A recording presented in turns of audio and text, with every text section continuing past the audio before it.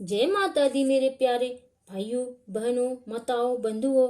Are R R Parma channel में आपका स्वागत है। आप सभी पर माँ अम्बे की कृपा बनी रहे। आज मैं श्रवण करवा रही हूँ शारदीय नवरात्र माता शैलपुत्री की कथा। नवरात्रि पूजा विधि, नवरात्रि सही तिथि, नवरात्रि शुभ मुहूर्त, नवरात्रि कलश स्थापना विधि, नवरात्रि पारण का शुभ मुहूर्त। बंधुओं, यदि आपने YouTube चैनल यदि अब तक सब्सक्राइब नहीं किया तो जरूर करें, लाइक करें, बेल आइकन जरूर दबाएं, कमेंट में जय माता दी अवश्य लिखें। बंधुओं, आप सभी जानते हैं कि शारदीय नवरात्र का बहुत अधिक महत्व है। हिंदू धर्म में शारदीय नवरात्रि का विशेष महत्व है। शारदीय नवरात्रि के दिन माँ दुर्गा की विधिवत पूजा करने के साथ व्यक्ति को हर कष्टों से निजात मिल जाती है। हिंदू धर्म में नवरात्रि का विशेष महत्व है। हर साल 4 नवरात्रि आती है, लेकिन 2 नवरात्रि का महत्व अधिक है। पहला चैत्र नवरात्रि और दूसरा शारदीय नवरात्रि। इसके अलावा 2 गुप्त नवरात्रि होती है। नवरात्रि के 9 दिनों में माँ दुर्गा के 9 स्वरूपों की विधि विधान से पूजा अर्चना करते हैं। शारदीय नवरात्रि की शुरुआत आश्विन मास के शुक्ल पक्ष की प्रतिपदा तिथि के साथ हो जाती है। शारदीय नवरात्रि के दौरान माँ दुर्गा के 9 स्वरूपों शैलपुत्री, ब्रह्मचारिणी, चंद्रघंटा, कुष्मांडा, जगन्माता, कात्यायनी, कालरात्रि, महागौरी और सिद्धिदात्री देवी की विधिवत पूजा करने से शुभ फलों की प्राप्ति होती है।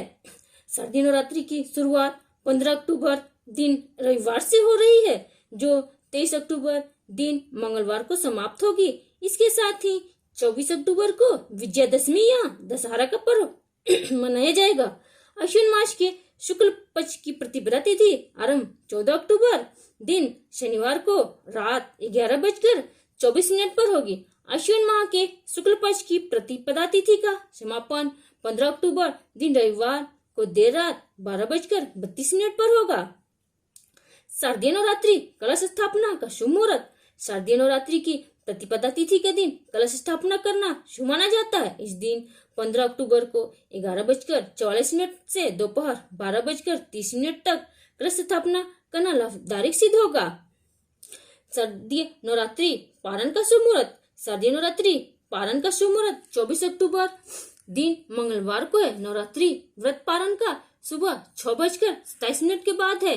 नवरात्रि के दौरान माँ दुर्गा धरती पर ही वास करती हैं। ऐसे में वह किसी न किसी वाहन में सवार होकर आती है। नवरात्रि की शुरुआत जिस दिन होती है उस दिन के आधार पर उनकी सवारी तय होती है। इस बार माँ दुर्गा का आगमन हाथी पे हो रहा है। इस साल नवरात्रि की शुरुआत रविवार के दिन से हो रही है, इसलिए इस बार माँ दुर्गा हाथी पर सवार होकर आती है। हाथी को ज्ञान और समृद्धि का प्रतीक माना जाता है। ऐसे में माँ दुर्गा अपने साथ ढेर सारी खुशियां और सुख समृद्धि लेकर आती है। इसके साथ ही माँ दुर्गा हाथी पर प्रस्थान करती है तो देश में अधिक बरसात होने की संभावना होती है। माँ दुर्गा के 9 रूप की होती है पूजा। 9 दिनों तक माँ दुर्गा के 9 स्वरूप की पूजा होती है। पहले दिन शैलपुत्री, दूसरे दिन ब्रह्मचारिणी, तीसरे दिन चंद्रघंटा, चौथे दिन कुष्मांडा, 5वें दिन जगन्माता, षष्ठी पर कात्यायनी, सप्तमी पर कालरात्रि, अष्टमी पर महागौरी एवं नवमी पर सिद्धिदात्री की पूजा होती है। माँ शैलपुत्री की कथा। पौराणिक कथा के अनुसार एक बार प्रजापति दक्ष ने अपने घर पर यज्ञ का आयोजन करने का सोचा, तो उन्होंने सभी देवी देवताओं को अपने यहाँ आने का निमंत्रण भेज दिया, लेकिन राजा दक्ष ने भगवान शिव को नहीं बुलाया। देवी सती को लगा था कि उन्हें भी भेजा जाएगा, परंतु उनके यहाँ यज्ञ में आने का निमंत्रण नहीं आया।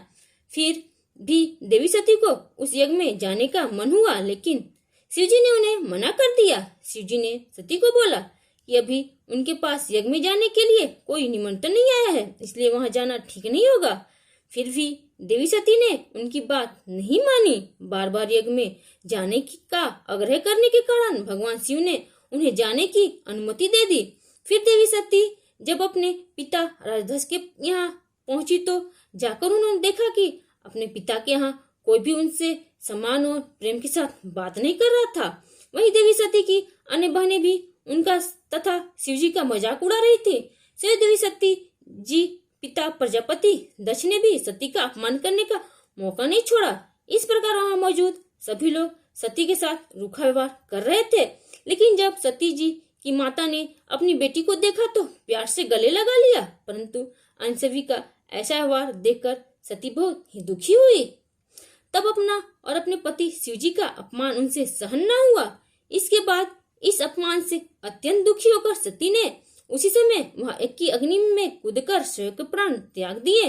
जैसे ही भगवान भोलेनाथ को इस बात की जानकारी हुई तो वे भी बहुत दुखी हो गए। इसके बाद दुखी भगवान शिव क्रोध से आग बबूला होते हुए राजा दक्ष के यहाँ गए और तुरंत यज्ञ को ध्वस्त कर दिया।